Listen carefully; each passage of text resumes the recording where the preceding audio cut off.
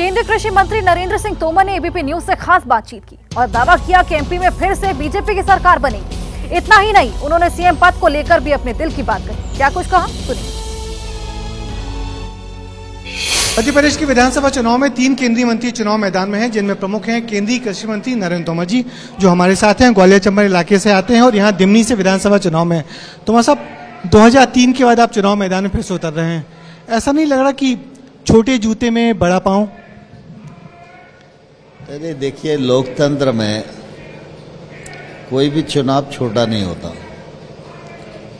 और जहाँ तक विधानसभा और लोकसभा है, ये सामान्य तौर पर बड़े चुनाव भी माने जाते हैं। लेकिन ऐसा मानकर चलना चाहिए कि मैं कोई भी चुनाव लड़ रहा हूँ तो इसलिए नहीं लड़ रहा हूँ कि मुझे चुनाव लड़ने का शौक है। मैं भारतीय जनता पार्टी का कार्यकर्ता हूँ। कार्यकर्ता के नाते पार्टी जो जिम्मेदारी दे वो जिम्मेदारी का निर्वहन करना ये मेरा दायित्व है। तो पार्टी ने मुझे पार्षद बनाया, पार्टी ने मुझे विधायक बनाया, राज्य सरकार में मंत्री बनाया, केंद्र सरकार में मंत्री बनाया, राज्यसभा में भेजा, लोकसभा में भेजा। आज पार्टी की योजना है कि मुझे विधानसभा लड़ना चाहिए। तो मेरे जैसे अनेक कार्यकर्ता हैं जो संसद में मेरे साथी हैं, वो सब चुनाव लड़ रहे हैं और मैं भी चुनाव लड़ रहा हूँ। इस बार ग्वालियर चंबल से कोई मुख्यमंत्री मिलेगा क्या? नहीं, मैं समझता हूँ कि मुख्यमंत्री के बारे में सोचने का कोई कारण नहीं है। मुख्यमंत्री शिवराज सिंह चौहान जी हैं और भारतीय जनता पार्टी को मजबूती मिले और भारतीय जनता पार्टी अधिक से अधिक सीटें जीते, यही हम लोगों का प्रयत्न है।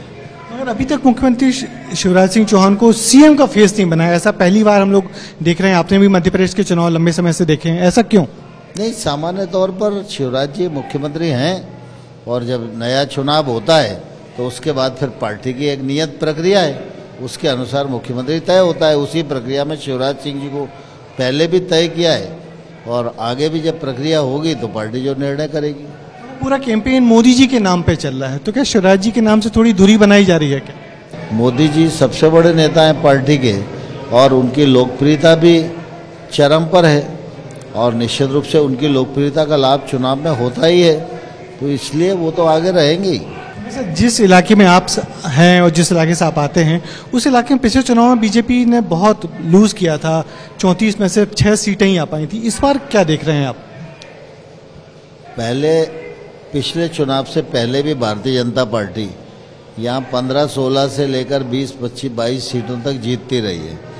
तो ये इलाका हमारा कमज़ोर इलाकों में नहीं है, लेकिन पिछले बार राजनीतिक परिस्थितियाँ कुछ ऐसी हो गई थी जिसके कारण चूक गए थे हम लोग।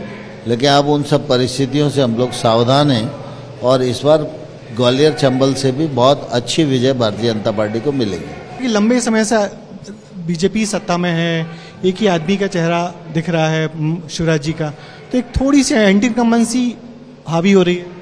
नहीं, मैं समझता हूँ एंटी इनकम्बेंसी जैसा कोई विषय नहीं है। एंटी इनकम्बेंसी वहाँ होती है जहाँ नेतृत्व तो सरकार अकर्मण्य होती है, ऐसा नहीं है।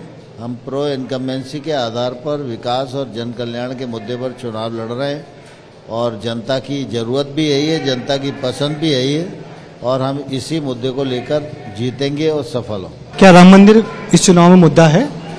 नहीं, देखिए, राम मंदिर की याद कांग्रेस को चुनाव में ही आती है और ये सीजनल हिंदू हैं।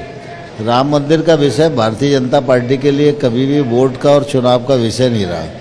ये हमारी आस्था से जुड़ा हुआ विषय है। इसके लिए 40 साल तक संघर्ष हुआ है। चलिए सर, बहुत बहुत शुक्रिया आपको। ये थे नरेंद्र तोमर जी, जिनका कहना है कि इस बार मध्य प्रदेश में एंटी इनकम्बेंसी नहीं, प्रो इनकम्बेंसी है और लंबे समय बाद विधानसभा चुनाव मैदान में उतरे हैं। तो कह रहे हैं मैं चुनाव नहीं लड़ा हूँ, जनता चुनाव लड़ी है, वही तय करेगी जीत होगी या हार। मगर जीत की संभावनाओं से भरे हुए हैं नरेंद्र सिंह तोमर, जो ग्वालियर चंबल के बड़े नेता हैं।